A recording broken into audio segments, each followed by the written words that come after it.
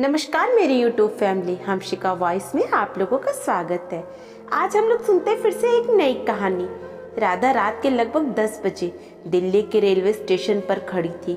उसकी हालत कुछ ठीक नहीं थी। वो भीड़ में भी अपना चेहरा छिपाकर रो रही थी। सामान के नाम पर उसके पास सिर्फ उसका पर्स था। वो बार बार अपना फ़ोन चेक कर रही थी, मानो जैसे चाहती हो कि फ़ोन पर ही सही पर कोई उसे रोक ले। फ़ोन तो नहीं आया, पर उसने जिस ट्रेन का टिकट कटाया था वो ट्रेन ज़रूर आ गई। वो भारी मन से कुछ दुविधा में ट्रेन में चढ़ी। जब अपने सीट पर पहुंची तो देखा कि पटरियों पर दौड़ती भागती रेल के अंदर की दुनिया गहरी नींद में थी। राधा को साइड वाला कोच मिला था जिस पर वह इत्मीनान से बैठ गई।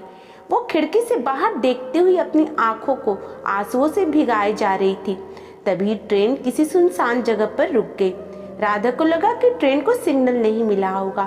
कुछ देर बाद वो ट्रेन वापस चल पड़ी। राधा ट्रेन की गति से अपने विचारों को दौड़ा रही थी। तभी राधा की हम उन महिला राधा के पास आई और बोली, आपके साथ वाली सीट मेरी है। राधा ने अपनी रुआसी आंखों को छुपाते हुए अपने आप को समेटा। उस महिला ने अपना परिचय दिया, मेरा नाम मीरा शर्मा है और आपका? राधा इस संवाद को आगे नहीं बढ़ाना चाहती थी, बस शिष्टाचार निभाने के लिए कहा, मेरा नाम राधा है। आप यहाँ से कहाँ चढ़ी? यहाँ तो स्टेशन तो नहीं था, मीरा ने जवाब दिया। मेरी ट्रेन दिल्ली स्टेशन से छूटी थी तो मेरा कार ड्राइवर ने ड्राइव करके मुझे यहाँ छोड़ दिया। आप कहाँ जा रही हैं? राधा ना चाहते हुए भी अब इस संवाद का हिस्सा बन गई। उसने जवाब दिया, जी मैं मथुरा अपने मैके जा रही हूँ।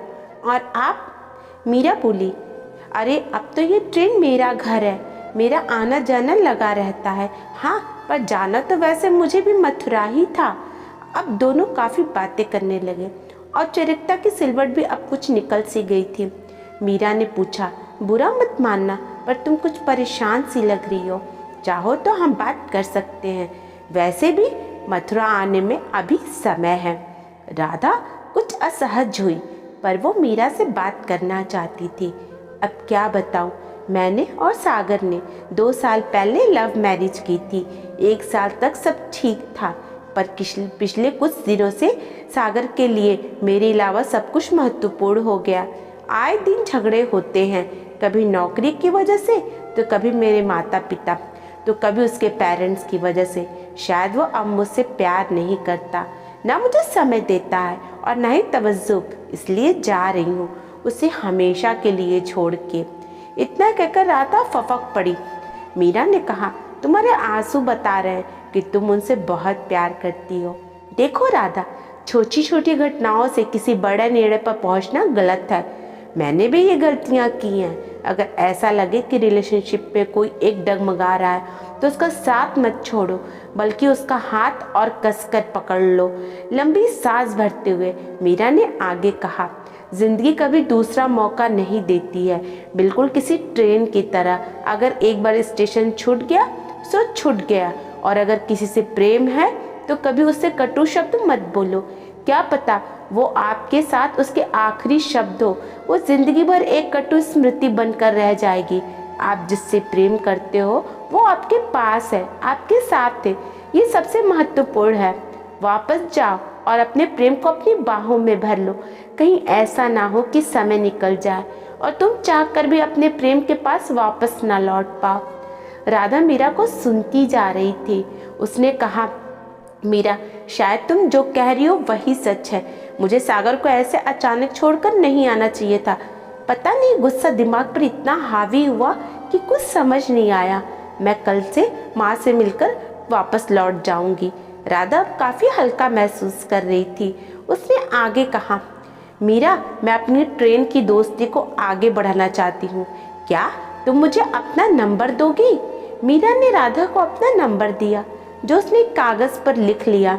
रात की खामोशी में राधा को कब नींद लगी उसे पता ही नहीं चला। नींद टूटी तब मथुरा आ गया था। रात के 3 बजे थे। मीरा अपनी सीट पर नहीं थी। राधा ने बहुत ढूंढा, पर उसने सोचा कि वो जल्दीबाजी में स्टेशन पर उतर गई होगी। राधा अगले दिन मथुरा में अपनी माँ से मिलकर वापस दिल्ली लौट आई। उसने आते ही सागर को गले लगा लिया, उसके हाथों को अपने हाथों में लेकर के कहा, पता है सागर, मैं तो तुम्हें और हमारे रिश्ते को हमेशा के लिए छोड़कर जा रही थी। पर मीरा की बातों से ऐसा लगा कि तुम मेरे हाथों से रेत की तरफ फिसलते जा रहे हो। फिर एक अजीब सी बेचैनी हुई कि शायद मैं तुमसे कभी ना मिल पाऊंगी। मैं किसी भी तरह से तुम्हें देखना चाहती थी, तुम्हें गले लगाना चाहती थी, और अब तुम अकेले नहीं हो। जीवन के हर अंधेरे में मैं तुम्हारा साथ दूंगी। सागर ने राधा का माथा चूमा और कहा, मुझे तुम्हारी ज़रूरत है राधा। भला हो उस मीरा का जिसने तुम्हें मेरे पास वापस भेजा। पर वो कौन थी? अगर वो दिल्ली में रहती है तो चलो उसके घर जाकर उसे धन्यवाद दे आए। राधा ने कहा, हाँ, घर तो नहीं पता, पर उसने मुझे अपना नंबर ज़रूर दिया है। रुको, मैं अभी कॉल करती हूँ। राधा ने मीरा को फ़ोन मिलाया। रिंग जा रही थी और थोड़ी देर बाद किसी आदमी ने फ़ोन उठाया। राधा ने कहा, क्या मीरा शर्मा को फ़ोन देंगे प्लीज़? उधर से आवाज़ आई, वो नहीं है। आपको मेरा नंबर किसने दिया? राधा बोली, क्या आप उनके पति दीपक हैं? दीपक ने कहा, हाँ। राधा ने कहा, मुझे आपका नंबर मीरा ने ही 3 दिन पहले ट्रेन में दिया था। हम दोनों साथ साथ सफ़र कर रहे थे। क्या प्लीज़ उसका मोबाइल नंबर देंगे? मुझे मीरा से बात करनी है। इतना सुनते ही दीपक ने कहा, ये कैसा मजाक है? क्या आप मेरे दुख का मखौल उड़ा रही हैं? मीरा 15 दिन पहले दिल्ली मथुरा रेल हादसे में मर चुकी है। मेरी मीरा चली गई। मैं उसके आखिरी समय में उसके पास नहीं था। वो गुस्सा थी मुझसे। घर छोड़कर अपनी माँ के पास मथुरा जा रही थी, तभी यह हादसा हुआ। काश मैं लड़ने की जगह उससे आखिरी बात ये कह पाता कि मुझे तुमसे प्यार है मीरा, मुझे तुम्हारी ज़रूरत है। इतना सुनना था कि राधा के हाथों से फ़ोन छूट गया। आंखों से आंसू की अविरल धारा बह रही थी और उसे कुछ याद आ रहा था तो मीरा के आखिरी शब्द, राधा जिंदगी किसी को दूसरा मौका नहीं देती है, बिल्कुल किसी रेल की तरह। दोस्तों, आपकी कहानी ज़रूर पसंद आई होगी। यदि आपको पसंद आती है तो हमें कमेंट में अपनी राय दे सकते हैं। ऐसे ही नए नए मोरल स्टोरी के लिए हमारे चैनल को सब्सक्राइब करना बिल्कुल भी ना भूलें। अपना कीमती समय हमें देने के लिए आप सभी का तहे दिल से धन्यवाद। राधे कृष्ण।